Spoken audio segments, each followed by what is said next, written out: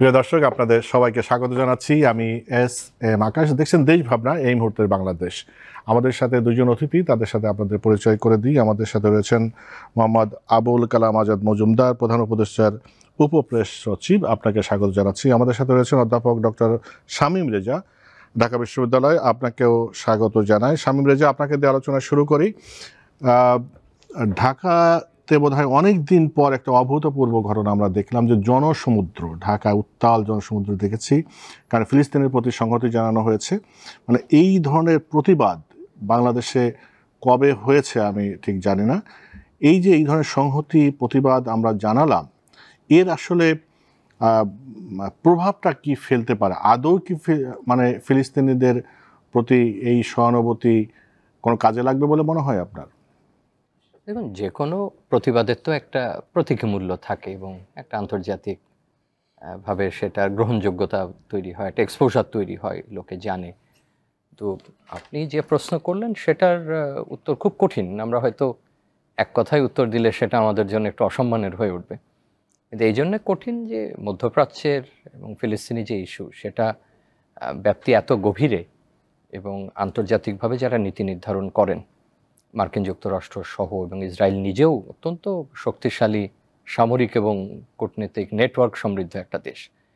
এবং একই সঙ্গে মনে রাখতে হবে যে মধ্যপ্রাচ্যের যে দেশগুলো ঐতিহাসিকভাবে ফিলিস্তিনিদের প্রতি দায়বদ্ধ অনেকটা বলা চলে এবং কাজ করেছে, তারা যে কাজ করেনি সেটা কোনোভাবে বলা যাবে না। একদম শুরু থেকে ইসরায়েল রাষ্ট্র প্রতিষ্ঠার পর থেকে মিশর, সৌদি আরব আজকের, বা তখন তো আর এত অন্যান্য দেশগুলো এত সক্রিয় হয়ে ওঠেনি, সিরিয়া, জর্ডান, পরবর্তীতে সংযুক্ত আরব আমিরাত বা আরও যেসব জায়গায় দেশগুলো পরবর্তীতে যারা ভালো করেছে, এরা প্রত্যেকেই কোনো না কোনো ভূমিকা রেখেছে। কিন্তু খেয়াল রাখতে হবে যে এদের সঙ্গে আবার মার্কিন যুক্তরাষ্ট্রের যে কৌশলগত সম্পর্ক, এদের সঙ্গে পশ্চিমা বিশ্বের যে সম্পর্ক, তার কারণে তারা সরাসরিও এই ইস্যুর ব্যাপারে যে বড় কোনো ভূমিকা রাখতে পারে তা না। তারপরেও তারা কিন্তু অন্যভাবে সাহায্য সহযোগিতা করে, তারা মানবিক সাহায্য করেন, অন্যান্য করেন। কারণ এরকম একটা বাস্তবতায়, এবং বিশেষ করে পৃথিবী তো এখন প্রায় এককেন্দ্রিক। যখন দুটো মেরু ছিল তখন এক ধরনের সুবিধা ছিল যে তাদের পক্ষে কেউ না কেউ কথা বলতো, জাতিসংঘে প্রচুর আলোচনা হতো। আমার ধারণা যে আপনারও নিশ্চয়ই স্মরণ আছে, আজাদেরও স্মরণ আছে শিক্ষার্থী জীবনে, যে কোল্ড ওয়ারের পরপরই 90-এর পরপরও অন্তত সিকিউরিটি কাউন্সিল এটা নিয়ে অনেক আলাপ আলোচনা হতো। যাই হোক, এটা কিছু তো হতো, এবং কোনো কোনো ক্ষেত্রে যে সেটা কার্যকর হতো না তাও কিন্তু না। এবং এরপর মনে হচ্ছে অস্ত্র পিস প্রসেস হয়েছে, একটা শান্তি চুক্তি হয়েছে, তারা ফিরেছে। তো এই প্রেক্ষাপটটা এই কারণে দেয়া হলো যে সেখানে লক্ষ্য রাখতে হবে যে আমাদের মতো দেশ থেকে আমরা কতটুকু করতে পারি। ঐতিহাসিকভাবে একসময় আমাদের এখান থেকে লোক গেছে, কিন্তু যুদ্ধেও অংশগ্রহণ করেছে। কোনো কোনো সময় একটা রাজনৈতিক মোড়কও ছিল, তা নিয়ে ঐতিহাসিক বিভিন্ন আলোচনা আছে। ব্যক্তিগতভাবেও কেউ কেউ সেখানে যাওয়ার চেষ্টা করেছেন। আমাদের সেনাবাহিনীর অবসরপ্রাপ্তরা সেখানে গেছেন, এবং একসময় তাদের সংগঠনও ছিল যারা প্রেস ক্লাবের সামনে অনুষ্ঠানও করেছেন বা তাদের দাবি দাওয়ানিতে।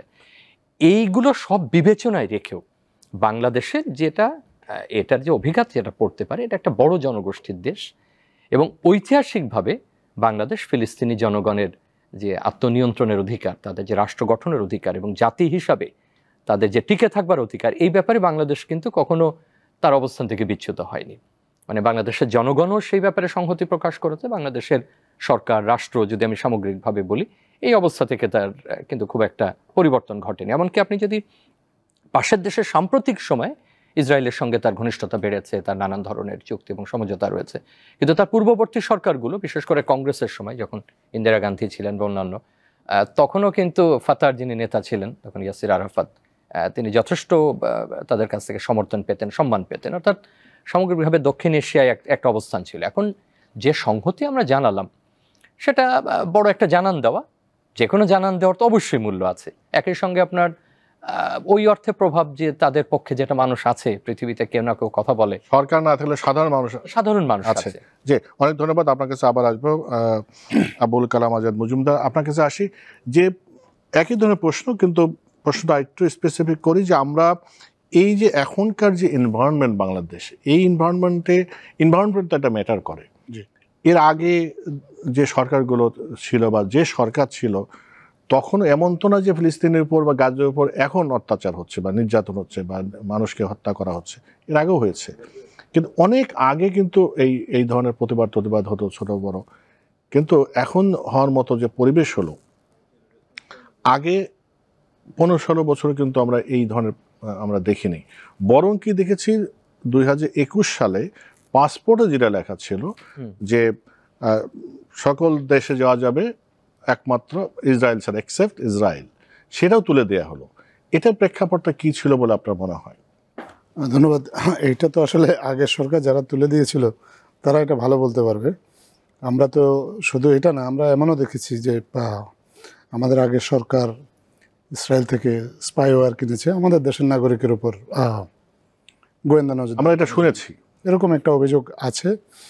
সো যারা এটা করেছে তারা আসলে ভালো বলতে পারবে। তবে একটা বিষয় গতকালকের এই সমাবেশ থেকে পরিষ্কার হলো যে বাংলাদেশ সরকারের তো অফিসিয়াল পজিশন সবসময় ফিলিস্তিনি জনগণের পক্ষেই ছিল, কিন্তু বাংলাদেশের জনগণও যে আসলে সবসময় ফিলিস্তিনি মুক্তিকামী মানুষের পক্ষে, এবং এই যে ফিলিস্তিনিদের উপর যে নিপীড়নটা হচ্ছে সেই নিপীড়নটার বিরুদ্ধে বাংলাদেশের মানুষের যে একটা অবস্থান সেটা মানুষ জানান দিয়েছে। আপনি আগের কথা বলেছেন, আগে আমার মনে হয় না যে এরকম কোনো সমাবেশ হয়তো বা আগের সরকার অ্যালাউ করতো, কারণ যারা নিজেরাই আসলে অত্যাচারের ভূমিকায় তারা এই ধরনের প্রতিবাদকে সবসময় ভয় পাবে, এটাই স্বাভাবিক। এখন গতকাল এই সমাবেশটা হয়েছে, নির্বিঘ্নে হয়েছে, কারণ এখন যারা রাষ্ট্র পরিচালনার দায়িত্বে আছে তাদের আসলে এ ধরনের কোনো ভয় নেই।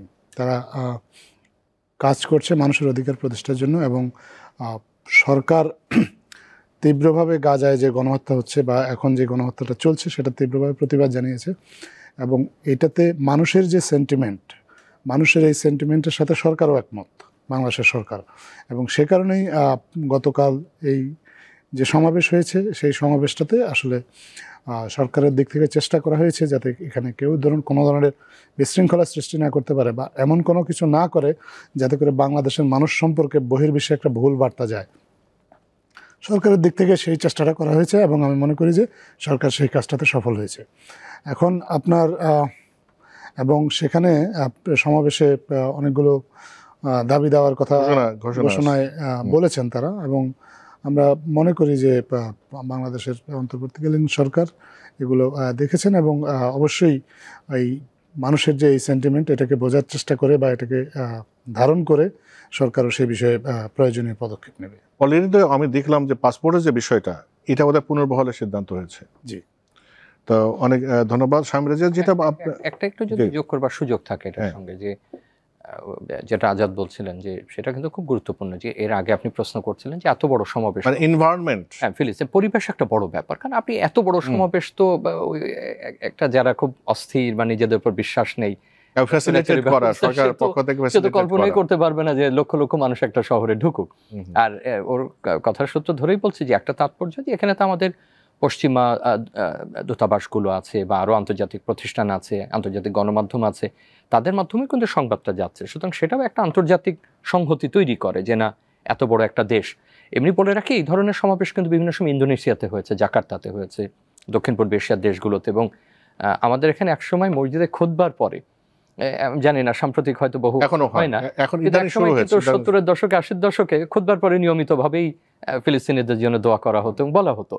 আর সমাবেশের কিছু উদাহরণ আমরা এখন আপনি আর্কাইভে গেলে পাবেন, বাইতুল মোকাররমে নামাজের পরে শুক্রবারে এরকম বিভিন্ন হতো। আর আল-কুদস যে কমিটি একসময় করা হচ্ছিল খুব উচ্চ পর্যায়ে, সেটার কার্যনির্বাহী কমিটিতে একসময় রাষ্ট্রপতি জিয়া রহমানও যুক্ত ছিলেন। তারা তখন এক ধরনের ভূমিকা নেবার চেষ্টা করছিলেন, কারণ আগেই বলেছি যে তখন কোল্ড ওয়ারের সময় পক্ষে বিপক্ষে দুই রকম ছিল। এগুলো ঐতিহাসিকভাবে বাংলাদেশের এই আপনি হয়তো যোগ করতে পারেন তথ্য হিসাবে, কিন্তু এত বড় সমাবেশ আমার মনে হয় না যে এর আগে কখনো বাংলাদেশে ঘটেছে, অন্তত কোনো রাষ্ট্রের বা কোনো মুক্তিকামী জনগণের পক্ষে দাঁড়িয়ে। কিন্তু আপনি আগের আলোচনা একটু বলছিলেন যে আরব বিশ্ব যাদের আসলে নৈতিক দায়িত্ব রয়েছে, মানে আমরা তো করলাম, এবং আমরা দেখি যে আমেরিকাতেও কিন্তু কম বেশি বা ইউরোপে প্রতিবাদ হচ্ছে। তো এখন সাধারণ মানুষ কিন্তু জেগে উঠছে, বরং যে সরকারগুলো যারা সাম্রাজ্যবাদ সম্প্রসারণ করছে, মানে একদিকে অনেকে এরকম ব্যাখ্যা করছে, একদিকে যে ইসরায়েল হচ্ছে একটা আমেরিকার হাত, আরটা হচ্ছে এই যে আরব বিশ্ব যা এখনও চুপচাপ আছে বা কোনো রকম করে বলে, আপনি বলছেন যে অন্যভাবে সহযোগিতা করে। এইটা তো আসলে প্রত্যেক দিন এত মানুষ, শিশুকে হত্যা করা হচ্ছে, তারা কিভাবে চুপ করে থাকে? শুধু রাজনৈতিক সমীকরণ? না দেখুন, রাজনীতি তো কোনো কোনো ক্ষেত্রে ভয়াবহ হয়ে উঠতে পারে, এবং আপনি যে বর্ণনা দিলেন সেটা তো এখন বিয়ন্ড ডিসক্রিপশন। এবং আমাদের মানব ইতিহাসে অন্তত এরকম জানা নেই যে একই সঙ্গে মানুষ হত্যা, অবকাঠামো, একটা জাতি, একটা ভূখণ্ডকে ওলট পালট করে দেওয়া যায়। হয়তো এমন হয়েছে যে প্রাচীনকালে নৃশংস হত্যাকাণ্ড ঘটিয়েছে কিন্তু নগর দখল করেছে, কিংবা নগর পুড়িয়ে দিয়েছে কিন্তু মানুষ কোনো না কোনোভাবে পালাতে পেরেছে। এখানে একেবারে এখন কি মানুষকেই মারবে, নগর দখল করবে? নগর মানে সেই সুযোগ আর না। এটা ভয়াবহ। আমার মনে হয় না যে আমাদের 10,000 বছরের সভ্যতার ইতিহাসে আমরা কখনো প্রত্যক্ষ করেছি। এটা আমরা একদম লাইভ দেখছি প্রতি মুহূর্তে কি ঘটছে। আপনি যে উত্তর দিলেন, মধ্যপ্রাচ্যের সমীকরণটা তো খুব জটিল, এবং একসময় যে নেতৃস্থানীয় মিশর বা অন্যান্য দেশগুলো ছিল তারা এখন ওইভাবে আর সবচেয়ে ধনী রাষ্ট্রের ভূমিকায় তারা নেই। এবং এমনি শান্তি চুক্তির পরে, অস্ত্র পিস প্রসেসের পরে বা বিল ক্লিন্টনের মধ্যস্থতায় যেটা হয়েছিল, তারপরে অনেকের সঙ্গে কিন্তু সম্পর্ক স্থাপন করতে হয়েছিল তেল আবিবের। সুতরাং জর্ডানের সঙ্গে বা আরও অনেক দেশের সঙ্গে সম্পর্কগুলো সহজ করে আনতে হয়েছিল এটার জন্য। এখনও আপনি জানেন যে অনেকে উদ্যোগী ছিল, যদি এই ঘটনা না ঘটতো যে তার সঙ্গে কূটনৈতিক সম্পর্ক পুনঃস্থাপনের ব্যাপারে। তো ফলে এখানে আমরা শুধুমাত্র তাদেরকে যদি একটা মুসলিম জনগোষ্ঠী হিসাবে দেখি তাহলে ভুল হবে। অবশ্যই তাদেরকে একটা জাতি, একটা গোষ্ঠী, একটা দেশ সেইভাবে তাদেরকে দেখতে হবে। সেখানে খ্রিস্টান জনগোষ্ঠী আছে এবং সেখানে তো মুসলিম ডমিন্যান্ট আছে, এবং একসময় পূর্ব দেশেও ইহুদিরাও সেখানে ছিলেন, যারা পশ্চিমা ইহুদি না, মানে যাদের আদি বা সেখানে। সুতরাং এটা যদি আপনি ওইভাবে দেখেন, পূর্ব পশ্চিমের মধ্যেও একটা বড় দ্বন্দ্ব, এবং একটা স্বাধীন দেশ, একটা স্বাধীন জাতি রাষ্ট্র আপনি তাদেরকে উৎখাত করে দিয়েছেন। তো সুতরাং এটা কিন্তু শুধু ধর্মের দৃষ্টিকোণ থেকে দেখলে হবে না, এবং একই সঙ্গে তারা আরব জাতিভুক্ত, তো তাদেরও তো সেখানে বড় দায় রয়েছে। আপনি কিছুটা আপনি নিজেই নির্দেশ করেছেন যে যদি আপনি শক্তিশালী দুটো পক্ষ দেখেন, যেমন আরব আমিরাত, কাতার, তারা মধ্যস্থতা করছে ঠিকই, কিন্তু তাদের বহুমুখী পশ্চিমা স্বার্থ রয়েছে, পশ্চিমা বিনিয়োগ রয়েছে। সৌদি নিজেই অস্ত্র এবং অন্যান্য বিষয়গুলোর উপর নির্ভরশীল। এখন এই আলোচনা হয়তো বাংলাদেশ থেকে করে আমরা খুব বেশি কুলকিনারা করতে পারবো না, কিন্তু বাস্তবতা হলো যে এখন আর বোধহয় তারা সেই আগের মতো যে একেবারে আরব ভ্রাতৃত্ব দিয়ে তাদেরকে নিতে হবে, তারা আগে আবারও যোগ করতে হবে যে একসময় জর্ডান তাদেরকে নিয়েছে, মিশর তাদেরকে জায়গা দিয়েছে, লেবানন তাদেরকে জায়গা দিয়েছে, না ওরা তারা গেছে কোথায়? কিন্তু এখন যে পরিস্থিতি, সেটা তো নিঃসন্দেহে প্রশ্ন তোলাই যায় যে তোমাদের এত শক্তি, এত সামর্থ্য এবং অর্থনৈতিকভাবে তোমরা এত গুরুত্বপূর্ণ, কিন্তু তারপরেও কেন চাপ সৃষ্টি করতে পারলেন না বা কিছু করা গেল না? অনেক ধন্যবাদ আজাদ মজুমদার। যেটা আপনি শুরু থেকে বলছিলেন যে আগের সরকার তো ইসরায়েলের সাথে এক ধরনের সরাসরি হোক অথবা ইনডিরেক্ট হোক এক ধরনের সম্পর্ক স্থাপনের বা স্পাইওয়্যার কেনার কথা শুনেছি। আসলে যদি এরকম কিছু হয়, এই সরকার তো সেটা খতিয়ে দেখতে পারে বা দেখছে কিনা? অবশ্যই দেখছে। স্পাইওয়্যার কেনার বিষয়টা তো অবশ্যই তদন্তাধীন। এ বিষয়ে তো আমাদের দুর্নীতি দমন কমিশন আছেন, তারা কাজ করছেন। এটার সাথে যদি কেউ জড়িত থাকে বা এটা কোনো তৃতীয় কোনো রাষ্ট্র হয়েও যদি ইসরায়েলের পণ্য বাংলাদেশের আগে সরকার কিনে থাকে, তাহলে সেটা তো অবশ্যই তদন্ত করে দেখা হবে, এবং আমার বিশ্বাস যে সেটা তদন্তটা এখন চলছে। আর এই যে মানে এই যে ইসরায়েলিদের হত্যাযোগ্য এ বিষয়ে আপনি তো স্বামী রেজা যদিও বলেছে, আপনার কিছু যোগ করতে চান কিনা যে এইভাবে জাতিসংঘ তো একটা শুধু বলছে, কিন্তু যেহেতু যুক্তরাষ্ট্র, এখন তো রাষ্ট্র অনেক সময় অনেক সমীকরণ থাকে, কিন্তু এইভাবে এই সময় এসে এইরকম হত্যাযোগ্য তো মানুষ কিভাবে এটা বিশ্ব বিবেক কি তাহলে নেই? আপনার কি মনে হয়? এখন বিশ্ব বিবেক আছে কি নেই সেটা আমার পক্ষ থেকে বলা কঠিন, তবে আমরা যেটুকু বলতে পারি যে আমাদের পক্ষ থেকে প্রতিবাদটা জারি রাখাটা জরুরি, এবং আমাদের প্রতিবাদটা কিন্তু এই অন্তর্বর্তীকালীন সরকার কিন্তু দায়িত্ব নেওয়ার পর থেকেই কিন্তু এই প্রতিবাদটা চলছে। আপনি যদি লক্ষ্য করে থাকেন, জাতিসংঘের সাধারণ পরিষদের যে অধিবেশন গত সেপ্টেম্বরে হয়েছে, মাননীয় প্রধান উপদেষ্টা যে ভাষণটা দিয়েছেন, সেখানে কিন্তু উনি পরিষ্কারভাবে ফিলিস্তিন প্রসঙ্গটা উল্লেখ করেছেন, এবং বিশ্ববাসীর সামনে বাংলাদেশের অবস্থানটা উনি পরিষ্কার করেছেন। এবং শুধু তখন নয়, তারপর থেকে যখনই এ বিষয়ে কথা বলার সুযোগ হয়েছে, তখনই কিন্তু বাংলাদেশের অন্তর্বর্তীকালীন সরকার কিন্তু এই প্রসঙ্গটা তুলেছে এবং সরকার তার প্রতিবাদটা জারি রেখেছে। জনগণের পক্ষ থেকেও এখন প্রতিবাদটা এসেছে। আমি শুরুতেই বলেছি যে জনগণের যে প্রতিবাদ, এই প্রতিবাদের সেন্টিমেন্টের সাথে সরকার পুরোপুরি একমত। অনেক ধন্যবাদ শামীম রেজা। এই যে পয়লা বৈশাখ, এবার তো একটু ভিন্ন মাত্রায় পয়লা বৈশাখ হচ্ছে। আমরা নাম অলরেডি শোভাযাত্রা নাম চেঞ্জ করা হয়েছে, মঙ্গল শোভাযাত্রা কেন করা হয়েছিল সেটা জানি না, আবার আনন্দ শোভাযাত্রা এবার করা হচ্ছে। এটা নিয়ে পক্ষ বিপক্ষে অনেক মতামত আছে। আমরা মনে করি যে এবার বৈশাখটা অন্যভাবে উদযাপন হবে, এবং শান্তিপূর্ণভাবে উদযাপন উৎসবের সাথে হবে, কিন্তু এই যে নাম পরিবর্তন করা বা এটা নিয়ে যে এখন পক্ষ বিপক্ষ বিভিন্ন আলোচনা, আপনি কিভাবে এটাকে পর্যবেক্ষণ করেন? দেখেন, জনপরিসরের আলোচনা তো আপনি বন্ধ করতে পারবেন না। আপনি যে আলোচনা অনেকভাবেই অনেক ক্ষেত্রে উঠতে পারে। আমি যেটা এবার একটা ভালো দিক বা একটা গুরুত্বপূর্ণ দিক যেটা দেখছি, সেটা হলো রাষ্ট্রীয়ভাবে এটাকে একটা অল ইনক্লুসিভ করার বা একটা সর্বাত্মক চিত্র দেওয়ার একটা, এখন দেখেন এটার ২-৩টা মাত্রা আছে।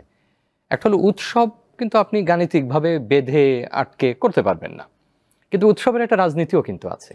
আপনি যে বাংলা নববর্ষ করেন, সেটা যদি আকবর বাদশার সময় থেকে ধরেন, সেটা কিন্তু একটা রাজনৈতিক সিদ্ধান্ত, কিন্তু সেই সিদ্ধান্তটা কালক্রমে আমরা একটা অর্গানিক শেপে নিয়ে গেছে, আমরা একটা সার্বজনীন উৎসবে নিয়ে গেছে, কারণ কৃষকের স্বার্থ এর সঙ্গে যুক্ত, ব্যবসায়ীর স্বার্থ যুক্ত, এবং এটা আমরা ঠিক ওইভাবে কিন্তু চিহ্নিত করতে পারবো না যে কয়শো বছর আগে বা কোন শতকে এটা সকলের উৎসব হয়ে উঠেছে, কিন্তু উৎসবের শুরুটা কিন্তু সিদ্ধান্ত রাজনৈতিক। আবার আপনি একটা অর্থনৈতিকও কারণ থাকে, কিন্তু আমরা কিন্তু একসময় আর অর্থনৈতিক কারণ আর খুঁজি না। ধর্মীয় অনেক উৎসব আছে যে ধর্ম থেকে সেটা উৎসারিত, কিন্তু একসময় পরে আপনি আর ধর্মকে সেখানে টেনে আনেন, আপনি সবার জন্য টেনে আনেন।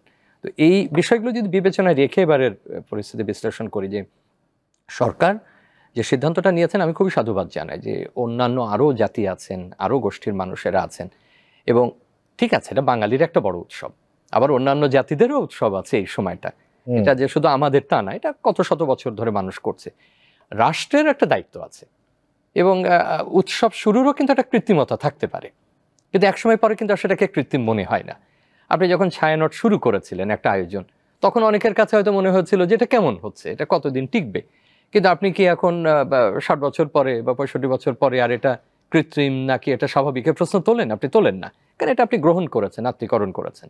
তো আজকে এটার যে আয়োজনটা সরকার করছে, এটা তো রাষ্ট্রীয় উদ্যোগে হচ্ছে, কিন্তু একসময় হয়তো এটা একটা স্বাভাবিক অবস্থায় পরিণত হবে, যে না, পয়লা বৈশাখ এটা বাংলাদেশের বাঙালিদের শুধু না, এটা বাংলাদেশের একটা জাতীয় উৎসব। আবার একই সঙ্গে বাঙালির জনগোষ্ঠীও যদি এটা তার জন্য করে পালন করে নিজের মতো করে, তাতে তো আজাদ মজুমদার আপনি আমি বলতে পারবো না যে ভাই তুমি কেন আমার শিল্পকলার বাইরে গিয়ে এটা উদযাপন করছো। একই রকমভাবে আমি নাম পরিবর্তনের আলোচনায় না গিয়ে যদি বলি যে চারুকলার অনুষ্ঠানটা কিন্তু ঢাকা বিশ্ববিদ্যালয় ভিত্তিক একটা অনুষ্ঠান, চারুকলা থেকে সেটা উদ্যোগ নেওয়া হয়েছিল।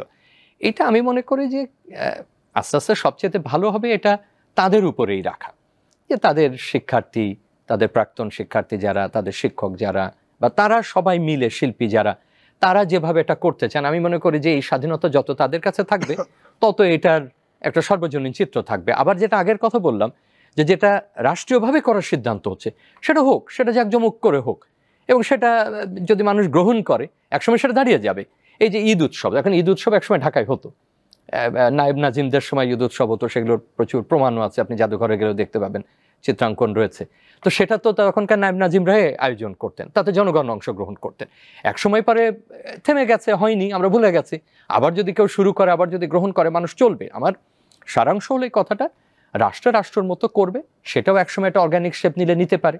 যে প্রতিষ্ঠানগুলো ঐতিহ্যবাহীভাবে করতো, যেমন চারুকলা যেটা ঢাকা বিশ্ববিদ্যালয় করে, তাদেরও একটা অটোনমি এজেন্সি থাকা উচিত, তারা কি করতে চান, তারা কি করতে চান। একই সঙ্গে যারা সাধারণ মানুষ, আপনি আমি, রাষ্ট্রের দায়িত্ব হবে তাদেরকে নিরাপত্তা। অনেক ধন্যবাদ আজাদ মজুমদার। এই যে পয়লা বৈশাখের নাম পরিবর্তন নিয়ে পক্ষে পক্ষে কথা হচ্ছে, এবং এই যে ভিন্ন আঙ্গিকে উদযাপন হচ্ছে, শামীম রেজা তার অবজারভেশন দিয়েছে, আপনার অবজারভেশন কি? ধন্যবাদ আপনাকে। মঙ্গল না আনন্দ? প্রথমত এটা একটা উৎসব, এবং পয়লা বৈশাখ এমন একটা উৎসব, আমাদের দেশে আসলে অনেক ধরনের উৎসবই হয়, এটাই সম্ভবত একমাত্র উৎসব যেটাতে আসলে সবার অংশগ্রহণ থাকে। এখানে আপনার মুসলিম জনগোষ্ঠী যেমন সম্পৃক্ত হয়, দেশে অন্যান্য ধর্মের জনগোষ্ঠী তারাও সম্পৃক্ত হয়। তো এটাকে সার্বজনীন করার জন্য সরকারের দিক থেকে একটা উদ্যোগ ছিল, এবং যেহেতু একই সময়ে আমাদের দেশের অন্যান্য জাতিগোষ্ঠী তাদেরও অনেকগুলো উৎসব থাকে, সরকার চেষ্টা করেছে তাদেরকেও সম্পৃক্ত করে এটাকে সার্বজনীন একটা রূপ দেওয়ার। এখন মঙ্গল শোভাযাত্রা হোক বা আনন্দ শোভাযাত্রা হোক, আপনি নাম নিয়ে এক একজনের এক এক রকম মতামত থাকতেই পারে, আমরা প্রত্যেকের মতামতকেই সম্মান করি। তবে এটা তো সত্য যে আপনার মঙ্গল শোভাযাত্রায় গেলে মঙ্গল হবে কি হবে না এটা নিয়ে তো আসলে দ্বিধাদ্বন্দ্ব থাকতে পারে, কিন্তু আনন্দ শোভাযাত্রা হলে আনন্দ যে মানুষ পাবে এতে তো আর এটা নিয়ে কারোর মধ্যে কোনো সংশয় থাকার কোনো কারণ নেই। কিন্তু আমি সেই বিতর্কে যাচ্ছি না। বেসিক্যালি আপনি আমাদের যেটা উদ্যোগ এবং আমাদের চেষ্টা সরকারের পক্ষ থেকে সেটা হলো এটার পরিবেশটা যেন উৎসবমুখর থাকে, এখানে কারো মধ্যে কোনো ধরনের বিশেষ কোনো রিজার্ভেশন যেন না থাকে, যাতে সবাই খোলা মনে এখানে অংশ নিতে পারে, এবং সেই চেষ্টার প্রেক্ষিতেই কিন্তু এটাকে সার্বজনীন করে তোলার জন্য সরকারের পক্ষ থেকে উদ্যোগটা নেওয়া হয়েছে। এবং এখানে কোনো আইন শৃঙ্খলা এবারে কোনো আশঙ্কা তো থাকার কোনো এরকম কোনো আশঙ্কা আছে কিনা সরকার? এটা তো সবসময় এই আশঙ্কা থাকে, এটা আগেও ছিল, এটা বিভিন্ন সময় বিভিন্ন গোষ্ঠী বিভিন্নভাবে নানা তৎপরতা দেখিয়েছে, এখনও অনেক গোষ্ঠী তাদের নানা তৎপরতা আছে। এখন আমরা মনে করি যে তৎপরতাটা আরও বেড়েছে। আপনি যদি খেয়াল করে থাকেন আমাদের মাননীয় প্রধান উপদেষ্টা তার একটা ভাষণে বলেছেন যে আমাদের যুদ্ধাবস্থার মতো করে প্রস্তুত থাকতে হবে, কারণ এই বছরটা আমাদের জাতীয় জীবনে খুবই গুরুত্বপূর্ণ বছর, কারণ আমরা আমাদের দেশে একটা গণতান্ত্রিক রূপান্তরের চেষ্টা করছে। এই রূপান্তরটাকে ব্যাহত করার জন্য অনেকের অনেক ধরনের চেষ্টা আছে। দেশের যে এখন যারা সরকার পরিচালনার দায়িত্বে আছে তাদেরকে বিব্রত করার জন্য কারো কারো চেষ্টা আছে। সোজা কথা হচ্ছে যে দেশটাকে ডিস্টেবিলাইজ করার জন্য একটা গোষ্ঠী ব্যাপকভাবে তৎপর। তো এইরকম যখন বাস্তবতা তখন নিরাপত্তার তো একটা আশঙ্কা থাকেই, তবে আসার কথা হচ্ছে যে এই আশঙ্কাগুলোকে মাথায় রেখেই আসলে এই উৎসবে নিরাপত্তা দেওয়ার জন্য সব ধরনের প্রস্তুতি নেওয়া হচ্ছে। ধন্যবাদ শামীম রেজা। আরেকটা জিনিস আমরা আলোচনা করি, আমরা যখনই এই বড় ধরনের কোনো অনুষ্ঠান হয় বাংলাদেশে সেটার একটা আপনি দেখবেন যে ধরুন অনেক কিছু হচ্ছে, তার মাঝে যদি কেউ কোনো কিছু ছোটো কিছু একটা করে সেটা নিয়ে পার্শ্ববর্তী দেশের দেখবেন মিডিয়াতে এমন প্রপাগান্ডা, মানে হচ্ছে অন্য সব কিছু বাদ দিয়ে ওটাই জন্য সবচেয়ে বড় নিউজ হয়ে যায়, হেডলাইন হয়ে যায়। তো প্রপাগান্ডাতে এখনও অব্যাহত আছে। তো এই যে সংখ্যালঘু ইস্যু নিয়ে আছে, আর কত রকম যে প্রপাগান্ডা আছে, আপনি সাংবাদিকতা শিক্ষক, আপনি খোঁজখবর রাখেন, কিন্তু আমরা এই সোশ্যাল মিডিয়ার এই যুগে ভারতের এই যে প্রপাগান্ডা এটাকে কিভাবে মোকাবেলা করব, প্রশ্ন হচ্ছে সেটা। দেখুন এখন ওই ছেলেবেলা আমাদের এক ধরনের ধারণা ছিল যে নববর্ষের দিন যা কিছু করি সারা বছর ওইটাই মনে হয় করতে হবে। এখন নববর্ষের আগে নিন্দাবন্ধ করা, তো তার মানে সারা বছরই নিন্দাবন্ধ করতে হবে কিনা। আমরা যে নববর্ষের যে উদযাপনটা করি, উৎসবটা করি, আমাদের দেখেই কিন্তু আমাদের পাশের বাঙালিরা এই শোভাযাত্রা করেছিলেন। তার আগে কিন্তু এটা ওই দেশেও হতো না। আপনি যদি ঐতিহাসিকভাবে দেখেন সবচেয়ে বড় ব্যবসায়ী তো কলকাতাতেই ছিলেন। আমরা তো পূর্ববঙ্গের দরিদ্র মানুষ, আমাদের এখানে এত বড় ব্যবসা বাণিজ্য ছিল না। তো সাধারণ মানুষ আমরা তো অনেক পরে ব্যবসা বাণিজ্যের মালিক হয়েছে। সেটা পূর্ববঙ্গের বাঙালি হিন্দু বলেন, বাঙালি মুসলমান বলেন, বাঙালি বৌদ্ধ বলেন, যাকেই বলেন না কেন, তো তাদেরও অনেক ধরনের উৎসব ছিল। কিন্তু এই যে উৎসব নিয়ে আমরা আলোচনা করছি সেটা কিন্তু আমাদের দেখেই তাদের এই যে বাইরের যে উদযাপন, পাবলিক যে সেলিব্রেশন, সেটা কিন্তু আমরা এটার এক ধরনের আবিষ্কারক এবং করেছি। আপনি বাংলাদেশের বাইরে তো যে বাঙালি জনগোষ্ঠী আছে সেখানে আমাদের সাথে অন্য দেশের বাঙালি জনগোষ্ঠী আছে, সেখানেও কিন্তু আমাদের এই নববর্ষের যে শোভাযাত্রা সেটাকে দেখেই কিন্তু তাদের করা। আপনি নিউ ইয়র্কে বলেন, লন্ডনে বলেন, তো এরকম একটা অন্তত কিছু ক্ষেত্রে তো আমাদের একটু কপিরাইট এখানে আছে। দুই একটা ঘটনা ঘটলে মানে বড় বড় বিষয়গুলো নিয়ে কথা বলা না, কিন্তু ছোট ছোট বিষয়গুলো নিয়ে আলোচনা করা তো আমি জানি না খুব উঁচু মনের পরিচয় কিনা। এই যে একটু আগে আমরা যে আলোচনা করছিলাম, মূল স্পিরিটটাকে স্বাধীনতা। কালকে কি আজম মজুমদার তার প্রেস উইং থেকে বলবে যে আপনারা সবাই সরকারি অনুষ্ঠানে যেতে বাধ্য? এরকম তো কোনো আইন জারি করা হচ্ছে না। যার ইচ্ছা সে ওটাতে যাবে, যার ইচ্ছা সে সকালে রমনা বটমূলে যাবে, যার ইচ্ছা সে চারুকলায় যাবে, যার ইচ্ছা সে অন্য সরোবরে যাবে, ধানমন্ডিতে যাবে, গুলশানে যাবে, বসুন্ধরায় যাবে। রাষ্ট্র সেখানে সুযোগটা তৈরি করে দিচ্ছে, ফ্যাসিলিটেট করছে। আইন শৃঙ্খলার মানে কি শুধু মারামারি? এই যে লক্ষ লক্ষ মানুষ, তাই না, শহরের 2 কোটি 2.5 কোটি মানুষ, তাদের একটা মুভমেন্ট, সেটা তো শৃঙ্খলার মধ্যে আনার জন্য তো লোকজন লাগে। সেইটা সরকার আমাকে দেবে, সেটা আমাকে বাধ্য করছে না। মানে আমি কথাগুলো এই জন্য বললাম যে এই যে স্পিরিট, এই যে স্বাধীনতা, মানুষের স্বতঃস্ফূর্ততা, এইটা কেউ কেউ বুঝতে ব্যর্থ হন কোনো সময়। এখন 2 রকম হয় এটা, কিন্তু এটা আমি যেটা বলছিলাম যে এটা তো বাংলাদেশে তো একরকম আছে, কিন্তু আমার কথা হচ্ছে পার্শ্ববর্তী দেশ এত বেশি মানে অপপ্রচার চালায়, সেইটা আমরা কিভাবে মোকাবেলা করবো? আপনি একদম যোগাযোগ বিশেষজ্ঞ হিসেবে আমাদের একটু পরামর্শ দেন, এবং এই পরামর্শ যদি আজাদ মজুমদার একটু কাজে লাগে প্রেস উইংয়ের, সেটাও তো কাজে আসতে পারে। তার কারণে এটা তো আমাদের এখন যদি সব পরামর্শ দেশ ভাবনা অনুষ্ঠানে আমরা নববর্ষের আগে দিয়ে দিই আজাদ মজুমদারকে, তাহলে তো ওর উইং এ কাজ করবে না, যে তাহলে তোমরা কি করলে। একটা জিনিস হলো যে যদি বাস্তবতায় আসেন, বেশিরভাগ এই ধরনের অপতথ্য ছড়ানো হয় কিন্তু আমাদের পাশের অংশ থেকে, যতটুকু না ভারতের অন্যান্য প্রদেশ থেকে, সেটা কিন্তু আপনাকে খেয়াল রাখতে হবে যে বাংলা ভাষাভাষীরাই কিন্তু সবচেয়ে বেশি আমি মনে করি যে অপতথ্য বা অপপ্রচারগুলো চালায়। অন্য ভাষার তুলনায় যদি আপনি দেখেন, যদি এটা সংখ্যা নিরূপণ করা কঠিন, আমি যেটা মনে করি যে আমি সারাক্ষণ কি এটার পেছনে লেগে থাকবো? আমি কি সবসময় সে যা করবে হাজার হাজার সে পোস্ট দেবে, টেলিভিশনে উদ্ভট ধরনের সে এক ধরনের অনুষ্ঠান করতে থাকবে, যেটা বাস্তবতা না, মানে মঙ্গল গ্রহে ওই ধরনের কোনো বিষয় হয়তো টিকে নাই। আমি কি প্রত্যেকটা তাহলে উত্তর দেব? আমি মনে করি আমার প্রত্যেকটা উত্তর দেওয়া কোনো কর্মকৌশলের অংশ না। কিন্তু যেটা হয় যে মিডিয়ার এই যে ভাবনা বা বয়ান, যখন সরকার ওই একই বয়ান যখন দেয় সেটা তখন তো সেটা কিন্তু আরেকটা দিক, সেটা হলো যে এইটা দুর্ভাগ্যজনক যে যিনি নীতি নির্ধারণ করবেন, যিনি পররাষ্ট্র নীতি তৈরি করবেন, যিনি সম্পর্ক তৈরি করবেন, তিনি কেন একটা মাইক্রোমিডিয়ার বয়ানকে গ্রহণ করবেন? আমি মাইক্রোমিডিয়া এই জন্য বলছি যে মূলধারার গণমাধ্যম এক ধরনের একভাবে, আমরা তিনজনই, বিশেষ করে আপনারা দুজন মূলধারার গণমাধ্যমে কাজ করেছেন, আপনি নিজে ভাবুন যে এই অনুষ্ঠানটা প্রচার করবার আগে আপনি কতভাবে চিন্তা করেন, আপনার সম্পাদক চিন্তা করেন, আপনি চিন্তা করেন।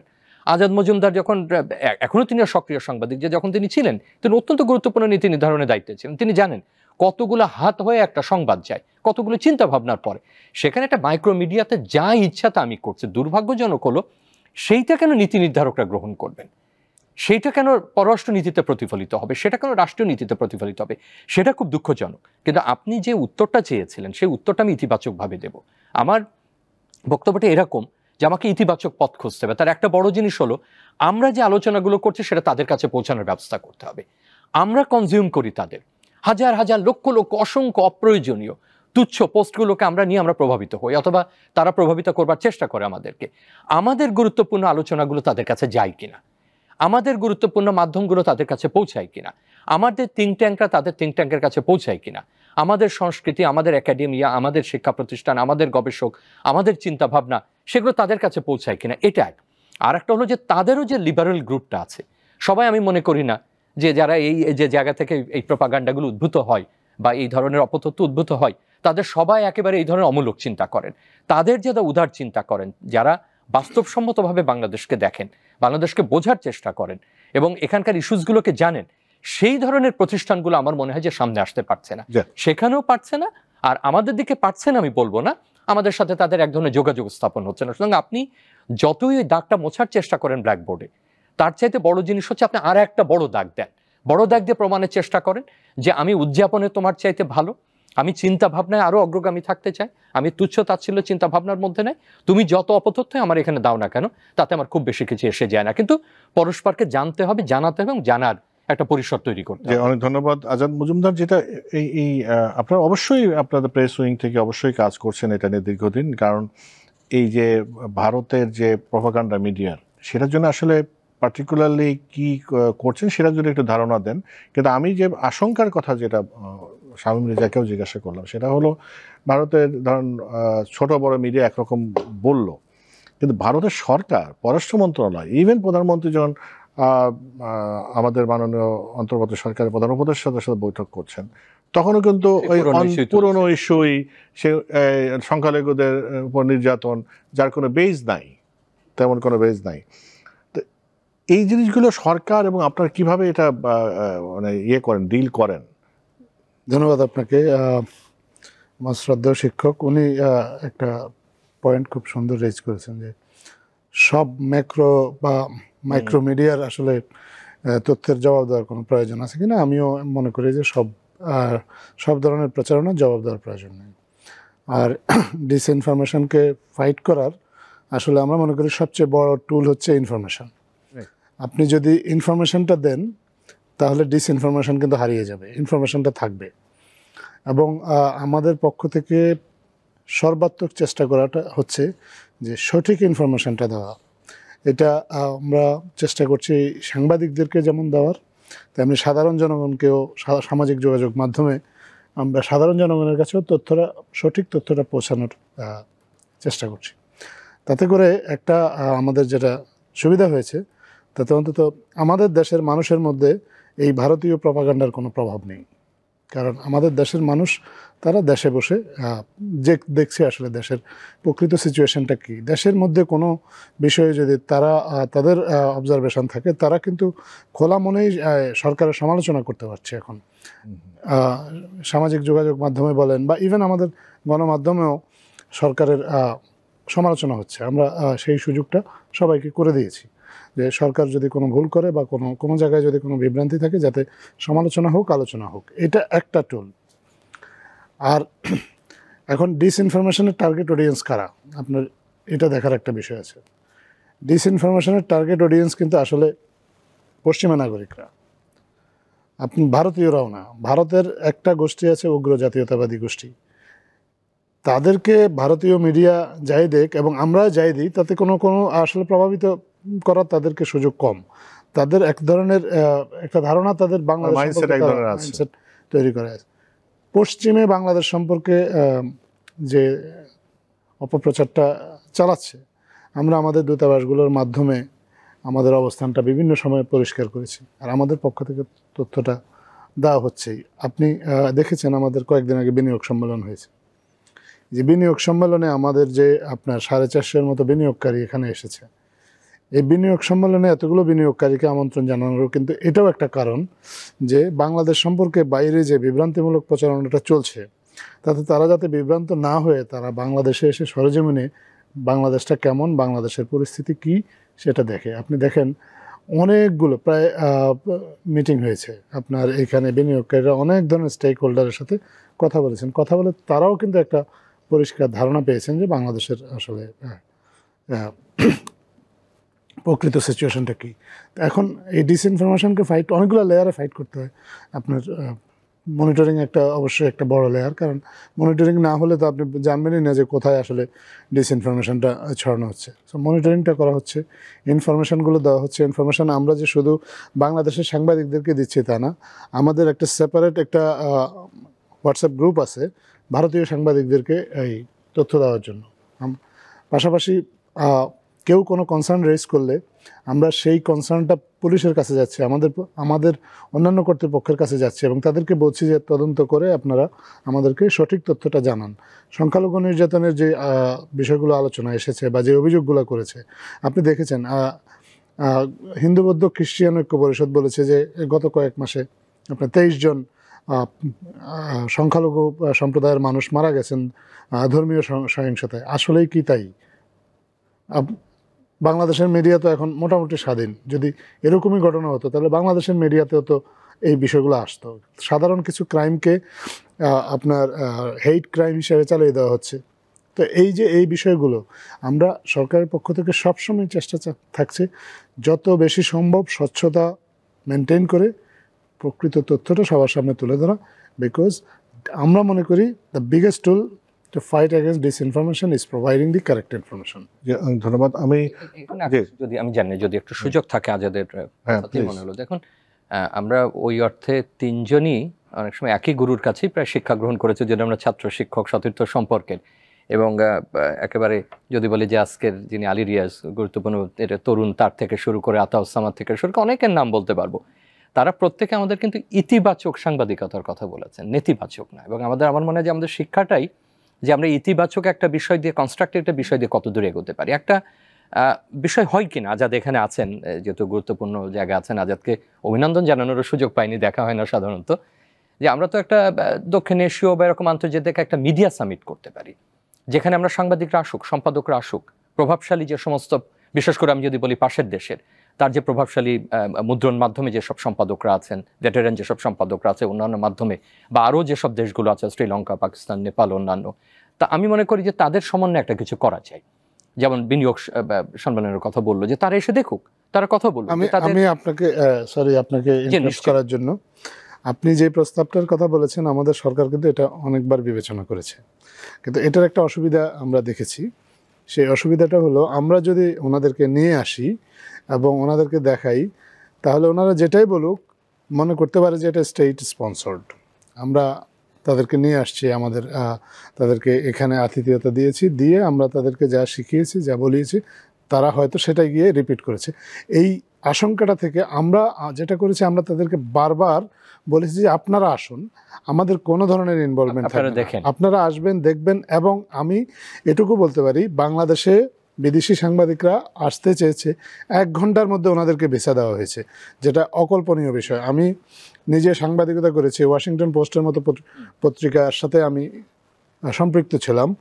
আমাদের 2024-এর 7ই জানুয়ারি যে নির্বাচনটা হয়েছে, আমার ওয়াশিংটন পোস্টের একজন সহকর্মী বাংলাদেশে আসতে চেয়েছিলেন, তাকে কোনো অবস্থাতেই ভিসা দেওয়া হয়নি। আরও বেশ কয়েকজন বিদেশি সংবাদকর্মী যারা আসতে চেয়েছিলেন এই নির্বাচনটা দেখার জন্য, নির্বাচনটা কভার করার জন্য, তাদেরকে ভিসা দেওয়া হয়নি।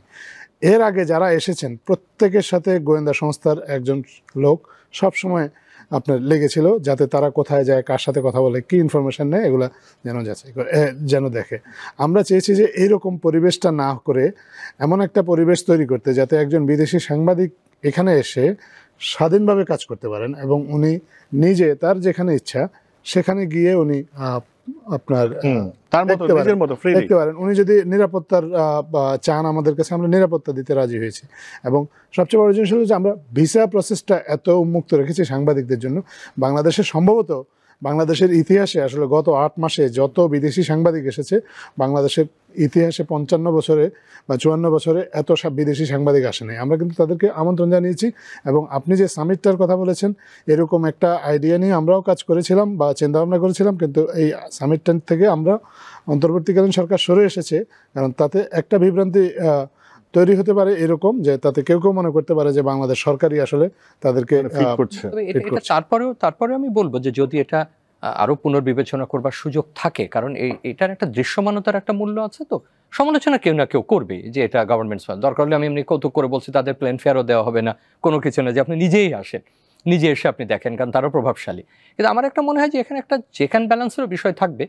যেমন পাশের দেশের যদি সম্পাদকদের বা সাংবাদিকদের এই দোষে কেউ দুষ্ট করতে চায়, তাহলে অন্যরাও তো থাকবে সেখানে, তারাও তো দেখবেন, সেখানে শ্রীলঙ্কার থাকবেন, নেপালের থাকবেন, অন্য দেশে থাকবেন। মানে একটা ভারসাম্য আমার মনে হয় যে যদি তৈরি করা যায়, যে এই অপবাদের সুযোগ যাতে না থাকে এরকম কোনোভাবে। কারণ তারা কিন্তু আসছেন ভারতীয় সাংবাদিকরা এসেছেন, ভারতের অনেক বড় বড় পত্রিকার সাংবাদিকরা এসেছেন, তারা কথা বলেছেন। কিন্তু কারো কারো ক্ষেত্রে আমরা দেখেছি যে তারা এসে ঢাকায় বসে 2-1 জনের সাথে কথা বলে চলে গিয়েছেন। আমরা তাদেরকে আমন্ত্রণ জানিয়েছিলাম বা আমরা তাদেরকে অনুরোধ করেছিলাম যে আপনারা একটু ফিল্ডে যান, আপনারা এই যে সংখ্যালঘু নির্যাতনের যেসব কথা বলা হচ্ছে, আসলেই কি এগুলো, এই ঘটনাগুলো এরকম কিনা আপনারা গিয়ে দেখেন। কেউ কেউ যে করেনি তা না, কিন্তু আবার কিছু কিছু ক্ষেত্রে আমরা দেখেছি যে ডিসইনফরমেশনগুলো যারা ছড়াচ্ছে, আপনার ভারতের কয়েকটা বাংলা টেলিভিশন চ্যানেল এমনভাবে আপনার কথা বলে, তাতে তো মানে তারা বাংলাদেশের স্বাধীনতা সার্বভৌমত্বকে আসলে হুমকি দেয়। বাংলাদেশের জনগণকে না, শুধু বাংলাদেশ থাকবে না এরকম কথা যারা বলে, মানে এমন ভাবে বলে, মানে এটা সাংবাদিকতার মধ্যে পড়ে না। চ্যানেল তো টেলিভিশনের নর্মসের মধ্যেই পড়ে না, লাভ ঝাপ বা যে ভাষায় বলে, সেটা আপনার কাছে মানে অনেক সময় কিছু কিছু প্রেজেন্টারকে দেখে মনে হবে যে এপিলেপটিক পেশেন্ট, এরকম একটা ইমপ্রেশন তারা তৈরি করে। সেগুলো এখন ওদেরকে আপনি এখানে এনে, তো আপনি যদি আগে থেকেই ধরেই নেন যে আপনি মানে করবেন না, তাহলে আর আসলে খুব বেশি কিছু করার সুযোগ থাকে না। এটা তো যুক্তির একটা জায়গা আছে। তাও আমি মনে করি যে এটা নিয়ে একটু এইভাবে ভাবনা, যে কি করলে ওই ঝুঁকিটা প্রশমন করেও আমরা তাদেরকে এক জায়গায় আনতে পারি। কারণ হলো যে দেখুন, এখন খুব প্রভাবশালী প্রেস ক্লাবের প্রধান, আমি নাম বলছি না পাশের দেশের, আমি যে ধরনের বক্তব্য গত সপ্তাহেও দেখেছি বিবিসি বাংলার ইসে, সেটা খুব দুঃখজনক। তাকে আপনিও চেনেন, আমিও চিনি, বা তাদেরকে চিনি, আমি নাম উল্লেখ করছি না তাদের সম্মানার্থে, যে এখনো পর্যন্ত যে ধারণার বশবর্তী তারা, যে ধরনের বক্তব্য তারা দেন, বা যে ধারণা তাদের সরকার সম্পর্কে, সেটা খুব দুঃখজনক। তারা বহুবার বাংলাদেশে এসেছেন, চেনেন, জান। আমি বলছি না যে আমরা যা বলবো সব সত্যি আকারে তাকে গ্রহণ করতে হবে বা আমরা ক্রিটিক্যাল না, মানে যে কারণেই বলছিলাম যে একটা কোনো পথ আমরা এটা অবশ্যই একটা বড় উপায়। আমি আরেকটা এই যে ডিসইনফরমেশনকে ফাইট করার আরেকটা টুলের কথা আমি আপনাকে বলি, আপনি এটা লক্ষ্য করেছেন কিনা জানি না। আমাদের মাননীয় প্রধান উপদেষ্টা যখন যেখানে যাচ্ছেন, যত আন্তর্জাতিক মিডিয়া ওনার সাথে কথা বলতে চাচ্ছেন, আমরা কিন্তু ওনাকে সুযোগ করে দিচ্ছি। ওনার এত ব্যস্ত শিডিউলের ফাঁকেও চীনে গিয়েছেন উনি, সেখানে কথা বলেছেন, আপনার থাইল্যান্ডে গিয়েছেন, সেখানে অনেকগুলো আন্তর্জাতিক সংবাদ মাধ্যমের সাথে কথা বলছেন। বাংলাদেশে এসেও কেউ যদি চাচ্ছেন আমরা দিচ্ছি। আমাদের স্থানীয় সংবাদ মাধ্যমের সাংবাদিক যারা আছে তারা কখনো কখনো মন খারাপ করে যে মাননীয় প্রধান উপদেষ্টা কেন বিদেশি সাংবাদিকদের এত সাক্ষাৎকার দিচ্ছেন। আমি এটা পরিষ্কার করে বলতে চাই, বিদেশি সাংবাদিকদেরকে এত বেশি সাক্ষাৎকার দেওয়া বা উনি এত বেশি ফেস করার অন্যতম বড় কারণ হচ্ছে বাংলাদেশ সম্পর্কে যে বিভ্রান্তিমূলক প্রচারণাটা বাইরে ছড়াচ্ছে সেই বিভ্রান্তিটা যাতে কাটে। তো এই দিক থেকে আমি মনে করি যে আমাদের যে এই যে ফাইট ইনফরমেশন সেটার নেতৃত্বে স্বয়ং আমাদের প্রধান উপদেষ্টা। আজহার মজুমদার, অন্য একটা প্রসঙ্গে আসি, নির্বাচন কবে হবে? সেটা তো আপনি যদি থিওরিটিক্যালি বলেন এই প্রশ্নটা আপনার করা উচিত নির্বাচন কমিশনারকে। না, সরকার তো নির্বাচন বলছে যে সরকার দিক থেকে তো বলা আছে যে বারবার মাননীয় প্রধান উপদেষ্টা বলেছেন ডিসেম্বর থেকে জুনের মধ্যে, আবার বিএনপি তো এটা মানছে না। তার মানে সরকার তো এখানে একটা ফ্যাসিলিটেটের ভূমিকায় আছে। সরকারের ঘোষিত অবস্থান যেটা মাননীয় প্রধান উপদেষ্টা বলেছেন এখনো সেটাই আছেন, এখানে আসলে নতুন কোনো কিছু এই মুহূর্তে যোগ করার। বিএনপি তো বারবার এটা এর সাথে, বিএনপি একটা রাজনৈতিক দল, তারা ঐকমত্যে কিভাবে পৌঁছাবেন বা সরকার কিছু ভাবছে কিনা? বিএনপি একটা রাজনৈতিক দল, একটা রাজনৈতিক দলের এটা একটা খুবই স্বাভাবিক চাওয়া নির্বাচন, তারা চাইতেই পারেন। এটা নিয়ে অন্যভাবে এটা দেখার কোনো সুযোগ নেই। তারা নির্বাচনমুখী দল, তারা নির্বাচন চাইবে, আপনার নির্বাচনের যে আকাঙ্ক্ষা সেটার কথা তারা বলবে এটা। কিন্তু আবার বিএনপি তো সংস্কার যে প্রস্তাবগুলো আছে সেগুলোর কোনো বিরোধিতা করেনি, তারা তো সংস্কার প্রস্তাবে এবং সংস্কারের যে কার্যক্রমটা অন্তর্বর্তীকালীন সরকার নিয়েছে সেখানেও কিন্তু তারা সহযোগিতা করছে এবং সেটা নিয়ে আলোচনা চলছে। তো সংস্কারের আলোচনা এবং নির্বাচনের প্রস্তুতি দুটো তো প্যারালালি চলছে এবং এই যে যাত্রাটা বা এই উদ্যোগগুলো, এগুলোতে সবগুলো রাজনৈতিক দলই কিন্তু এই মুহূর্তে সরকারের সাথে সামিল আছে। এবং নির্বাচনের দিনক্ষণ নিয়ে হয়তো কারো মধ্যে কেউ চাচ্ছেন যে একটু আগে হয়ে যাক, কেউ চাচ্ছেন যে হয়তো দুদিন পরে হোক। একটা গণতান্ত্রিক ব্যবস্থায় এটা কিন্তু খুব স্বাভাবিক একটা বিষয়। যার যার রাজনৈতিক অবস্থান থেকে, যার যার রাজনৈতিক চাওয়া থেকে সে তার মতো করে তার দাবি দাওয়াগুলো জানাবে। সরকারের মতো করে নিজস্ব অবস্থান থেকে, নিরপেক্ষ অবস্থানে থেকে যেই পরিকল্পনা নিয়ে কাজ করছে সেই কাজটা করে যাচ্ছে এবং সরকার মনে করে যে সেই কাজটা একটা নির্দিষ্ট পর্যায়ে গেলেই হয়তো নির্বাচনের সুনির্দিষ্ট দিনক্ষণ সবাইকে জানানো যাবে। একই প্রশ্ন, মানে বিষয়টা হলো এরকম যে ঐক্যমত্যে তো আসতে হবে। সরকারের অবস্থান এবং স্টেক হোল্ডারদের অবস্থান, সরকারের দিক থেকে কিন্তু কয়েকবার বৈঠক হয়ে উঠছে যে আমরা সংস্কার যে প্রস্তাবগুলো এসেছে সেগুলো নিয়ে যেগুলো সমঝোতা হবে সেইগুলোর সহ এই ডিসেম্বর অথবা জুন। কিন্তু একটি দল, বিশেষ করে বিএনপি থেকে বারবার বলা হচ্ছে যে তারা ডিসেম্বরের পরের দিকে যেতে চাচ্ছে না। কিন্তু যেটাই হোক রাজনৈতিক দলগুলোর সাথে নিয়ে একটা সমঝোতাটা মানে এখনো দেখা দৃশ্যমান না, এই হলো প্রশ্ন। আমি তো আপনার অনুষ্ঠানে আসবার আগে ভাবছিলাম যে আজাদকে কি প্রশ্ন করা ঠিক হবে কি হবে না, কারণ সারাদিনই তাকে কোনো না কোনোভাবে উত্তর দিতে হচ্ছে। আপনি প্রসঙ্গ তুললেন, ওই আগে যে শুরু করেছিলেন সংহতি, এটাও একটা সংহতির ব্যাপার। এখানে অনেকগুলো পক্ষের মতের মিল হতে হবে, যে সক্রিয় রাজনৈতিক দলগুলো তাদের মতে সব বিষয়ে সবাই একমত হবে না, একমত হবে না ন্যূনতম বিষয় তো। আমি এইভাবে দেখছি, যদি এটাকে একটু কাঠামোগতভাবে দেখি, যে আমাদের যে এখন যে কমিশন কাজ করছে সকলের সমন্বয়ের জন্য, তারা যদি জুন জুলাইয়ের মধ্যে তাদের কাজ শেষ করে একটা ধারণা আমাদের দেন যে দলগুলো এই ব্যাপারে ঐক্যমত্য পোষণ করছেন এবং এই ব্যাপারে তাদের হয়তো একমত হয়নি বা এটার জন্য একটা দীর্ঘমেয়াদী, তাহলে আমার ধারণা যে আমরা প্রাথমিক একটা ধারণা পাবো। কারণ এখন আলোচনাগুলো হচ্ছে, আমরা হয়তো ছোট ছোট করে সংবাদ আকারে পাচ্ছি। আমার যদি ভুল না হয় সম্ভবত জুলাইয়ের মধ্যে না, এই এনারা একটা, ওনাদের মেয়াদ হচ্ছে অগাস্টের মাঝামাঝি পর্যন্ত। আমি ধরে নিলাম যে জুলাইয়ের মধ্যে আমরা একটা ধারণা পাবো।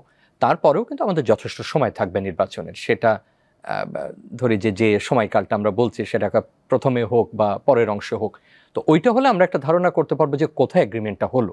এবং সেটা যদি সীমিত আকারে এগ্রিমেন্ট হয়, সেটা তো বারবারই বলা হচ্ছে, তখন একরকম আমরা উত্তর দিতে পারবো। আর প্রধান জায়গাটা তো আটকে যাচ্ছে আমার যদি ভুল না হয় সংবিধানের জায়গাটাতে, বাকিগুলো আমার ধারণা। আমি এখানে কিছুটা যোগ করি প্লিজ। আপনার 150টার মতো সংস্কার প্রস্তাব, বাছাইকৃত প্রস্তাব আপনার রাজনৈতিক দলগুলোর কাছে উপস্থাপন করেছে। বেশিরভাগ রাজনৈতিক দল কিন্তু এই শতাধিক প্রস্তাবে একমত। তো একটা ঐক্যমত্য তো আমরা জানি আছে, এই যে 100টার মতো প্রস্তাবে বেশিরভাগ রাজনৈতিক দল যে একমত, এটাও এক ধরনের ঐক্যমত্য অবশ্যই। আর কিছু কিছু মৌলিক বিষয় আছে সেগুলো নিয়ে কেউ একমত, কেউ আংশিক একমত, কেউ পুরো একেবারেই একমত না। ঐক্যমত্য কমিশনের কাজ তো হচ্ছে যে এই যে রাজনৈতিক দলগুলোর মধ্যে যে ডিফারেন্সের জায়গাটা, এটা কমিয়ে আনা। আলোচনার মাধ্যমে কিন্তু কারো ভুল ভাঙানো যায় বা কারো কারোর মধ্যে যে গ্যাপটা আছে গ্যাপটা কমিয়ে আনা যায়। এইটার জন্যই কিন্তু ঐক্যমত্য কমিশন। না হলে তো আপনার যে কয়টা বিষয়ে একমত হয়েছেন সেই কয়টা দিয়েই আসলে কাজটা শেষ করে ফেলা যেত। এখন এই যে আংশিক একমত বা কিছুটা দ্বিমত আছে এরকম বিষয়গুলো নিয়ে যদি কাজ করে রাজনৈতিক দলগুলোকে একটা টেবিলে এনে একটা ঐক্যমতে আসা যায়, যদি একেবারে সম্ভব না হয় তাহলে যেগুলোতে একমত তারা হয়েছেন ইতিমধ্যে সেগুলো নিয়ে কাজ করবেন। আর সংবিধানের বিষয়টা স্যার যেটা উল্লেখ করেছেন সেটা আমি একটা জিনিস পরিষ্কার করি, সংবিধান কমিশন, সংস্কার কমিশন যে সুপারিশগুলো করেছেন এই সুপারিশগুলো ব্যাপারে যারা যারা রাজনৈতিক দলগুলো একমত হয়েছেন সেগুলো নিয়ে সরকারের পরিকল্পনাটা হচ্ছে একটা চার্টার করবেন, জুলাই চার্টার। সেই চার্টারটাতে সব রাজনৈতিক দল এক হয়ে স্বাক্ষর করবেন। সরকার কিন্তু এই মুহূর্তে সংবিধান পরিবর্তন করবে বা এরকম কোনো চিন্তা অন্তর্বর্তীকালীন সরকারও করে না, আবার এরকম কোনো সুযোগও আমরা আছে বলে মনে করি না। সংবিধানের বিষয়টা পরবর্তী নির্বাচিত সরকারই করবে।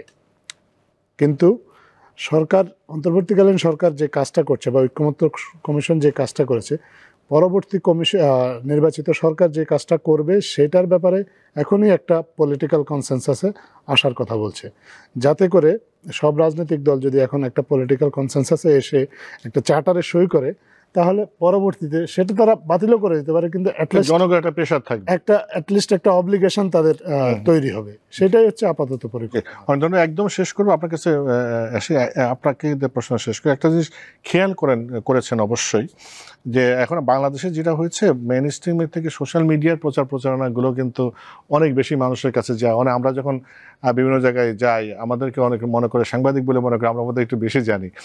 তো একটা প্রচারণা ইদানিং দেখা যাচ্ছে যে আরও 5 বছর, মানে ডক্টর ইউনূস আরও 5 বছর ক্ষমতায় থাকুক, এই ধরনের প্রচারণা আছে সোশ্যাল মিডিয়ায়। এইটা কি আপনাদের সরকার অথবা আপনাদের প্রেস উইংয়ের নজরে এসেছে? এটা অবশ্যই আমাদের নজরে এসেছে। এটা মানুষের আবেগের কথা, মানুষ তার মতো করে বলছে, কিন্তু রাষ্ট্র তো আর আবেগ দিয়ে চলে না। রাষ্ট্র চলে একটা নির্দিষ্ট কাঠামোর মধ্যে দিয়ে, একটা সিস্টেমের মধ্যে দিয়ে, বা রাষ্ট্র পরিচালনাটা এক ধরনের কমিটমেন্টও জনগণের কাছে। যারা রাষ্ট্র পরিচালনার দায়িত্বে আছেন তারা তাদের কমিটমেন্টটা নিয়ে এগিয়ে যাবেন, বা আমাদের সিস্টেম বা আইন যে যতটুকু পারমিট করে ততটুকু তারা করার চেষ্টা করবেন। মানুষের আবেগের কথা বলবে, মানুষের আবেগের প্রতি আমরা অবশ্যই শ্রদ্ধাশীল, সবাই শ্রদ্ধাশীল, কিন্তু রাষ্ট্র পরিচালনা একটা প্রসেস, সবাইকে তো এই প্রসেসটা মেনটেন করতে হবে। না, আমি রাজনৈতিক যে আলোচনা হচ্ছিল আমি আশাবাদী থাকতে চাই যে আমরা একটা জায়গায় নিশ্চয়ই পৌঁছাতে পারবো। আর বড় দলের অনেক ধরনের চ্যালেঞ্জ থাকে, অনেক ধরনের ইস্যুস থাকে, এবং এই দুটাকে মিলিয়ে কথা বলা খুব কঠিন। আর আমরা শুরুতে যে সংহতির কথা বলছিলাম সেটা খুব গুরুত্বপূর্ণ, যে আপনি যে জাতিগোষ্ঠী ভাবে নৃশংসতার শিকার হচ্ছে তাদের সেখানেও সংহতির প্রয়োজন, মধ্যপ্রাচ্যের সংহতির প্রয়োজন, আন্তর্জাতিক সংহতির প্রয়োজন। আমরা এই অনেক দূরের একটা গ্লোবাল সাউথের দেশ, কিন্তু আমরা যেটুকু আমাদের আবেগ অনুভূতি জানাতে পেরেছি নিশ্চয়ই সেটা একটা অবদান রাখবে। আর বাংলা নববর্ষের এই প্রাক্কালে এটাই বলবো যে উৎসব যেন সকলের হয়ে ওঠে, বিভেদ না হয়, এবং রাজনীতিতে যেমন ঐক্য চাই আমাদের জীবনের সংস্কৃতিতেও সে একই রকম ঐক্য চাই। এবং অনেক অনেক ধন্যবাদ আবুল কালাম আজাদ মজুমদার, প্রধান উপদেষ্টার প্রেস সচিব, আপনাকে অনেক ধন্যবাদ। অধ্যাপক ডক্টর শামীম রেজা, আপনাকে অনেক ধন্যবাদ। প্রিয় দর্শক, আপনাদেরকে অনেক ধন্যবাদ আমাদের সঙ্গে থাকার জন্য। আমরা এই অনুষ্ঠানের সুযোগে আপনাদেরকে শুভ নববর্ষ জানাচ্ছি। সবাই ভালো থাকবেন।